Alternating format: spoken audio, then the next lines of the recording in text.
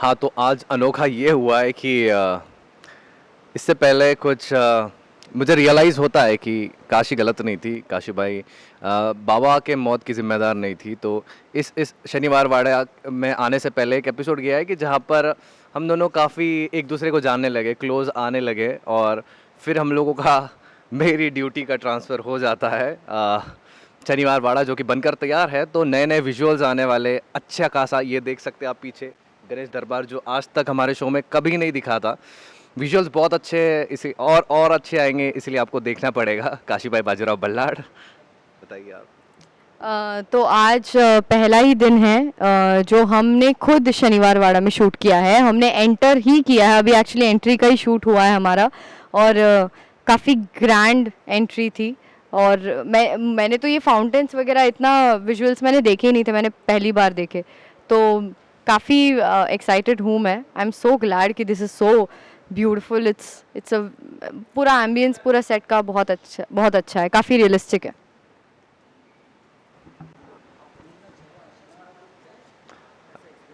जी हाँ, मैं पुणे में पढ़ता था, फर्स्ट ईयर इंजीनियरिंग कर रहा था तब।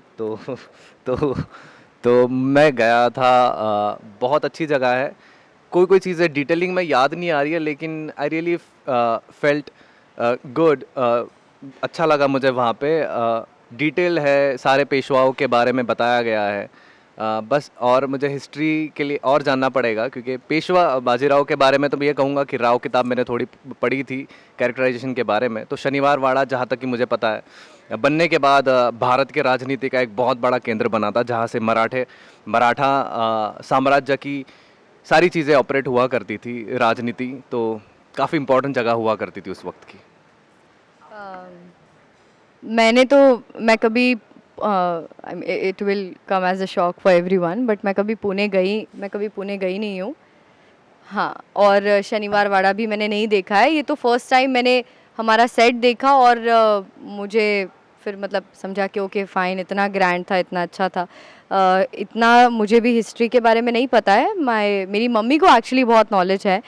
तो मुझे थोड़ी बहुत चीज़ें बताई थी मम्मी ने कि मतलब कुछ ऐसे। एक तो हमें आज ही पता चला कि दिल्ली दिल्ली दरवाज़ा था, जो हम मेन जो दरवाज़ा था, जो कहाँ उत्तर की तरफ। उत्तर की तरफ। हाँ, दिल्ली की तरफ, ताकि मतलब क्योंकि उनको दिल्ली में अपना मराठा साम्राज्य अपना बढ़ाना था। क्योंकि बाजीराव चाहता हाँ था दिल्ली के तख्त पर लहराता मराठा साम्राज्य का ध्वज, हाँ, इसीलिए। तो इसीलिए उन्होंने वो एज अ फोकस उन्होंने वो हाँ, दिल्ली दरवाज़ा वहाँ रखा, जो मेन था। फिर मस्तानी दरवाज़ा था, गणेश दरवाज़ा था, नारायण दरवाज़ा था, आई गेस। इतना मुझे थोड़ा बहुत पता है।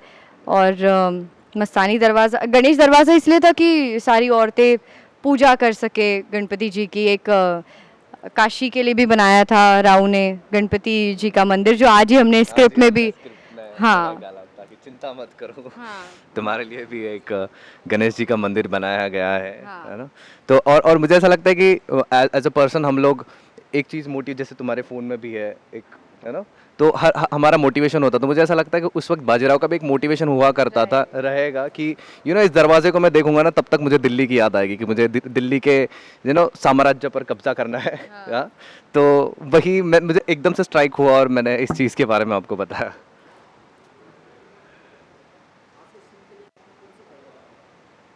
बताइए आप। आज के सीन के लिए ऑनेस्टली देखो, हम सुबह आते हैं, सबसे पहले तो हम स्क्रिप्ट पढ़ते हैं। और मैं तो इतना पैनिक हो जाती हूँ क्योंकि अगर टाइम पे स्क्रिप्ट आती है और मेरी बड़ी बड़ी, जहाँ मुझे दिखा कि काशी के पैराग्राफ्स है, वहाँ पर मेरी हालत ही ख़राब हो जाती है। तो तो आज मैंने वही किया, सबसे पहले अपनी नज़र घुमाई मैंने स्क्रिप्ट से कि कहाँ मेरे लाइंस ज़्यादा दिख रहे हैं। लेकिन फॉर्चुनेटली नहीं थे।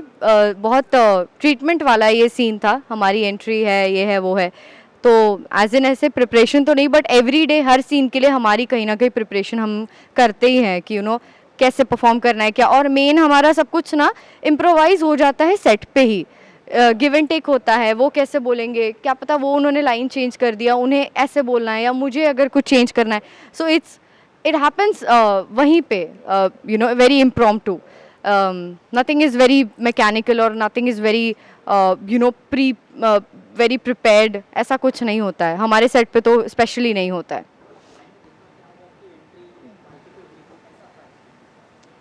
मेरी मैं बहुत एक्साइटेड थी। मुझे ये पालकी पे बैठने का ना बहुत था कि मैं कब पालकी पे बैठूंगी, क्योंकि मैंने देखा था छोटी काशी और ये हिस्टोरिक शोज़ में। बट अभी तो मेरा पालकी पे बैठकर आने वाला शॉट होने का है, तो आई एम श्योर एक्सपीरियंस तो मेरा अच्छा ही होगा। सबसे बेस्ट चीज़ है धूप नहीं लगेगी, दूसरी चीज़ है मस्त बैठ के आना है, कुछ करना ही नहीं है, तो इसीलिए मुझे बैठना है उसमें और कुछ नहीं है।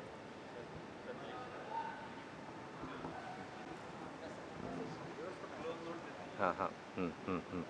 तो मैं सारे दर्शकों को ये कहना चाहता हूँ कि नया पड़ाव आ चुका है, नई स्टोरी है, नए विजुअल्स है, काफ़ी इंटरेस्टिंग स्टोरी आने वाली है। हमने आगे के स्क्रीन प्लेस पढ़ के रखे हैं, तो इसके लिए ना आपको बस एक ही चीज़ करनी है, आपको अपना टेलीविज़न पकड़ के रखना है 8 बजे, कहीं नहीं हिलना है, बस देखते रहना है, क्योंकि बहुत अच्छी स्टोरी आगे आ रही है ना? यस एब्सोल्युटली, प्लीज़ देखना काशीबाई बाजीराव बल्लाड़।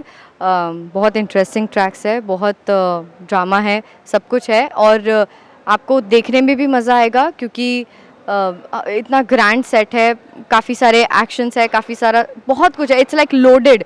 तो प्लीज़ देखते रहिए काशीबाई बाजीराव बल्लाड़ 8 बजे जी जी टीवी पर। पर। Thank you.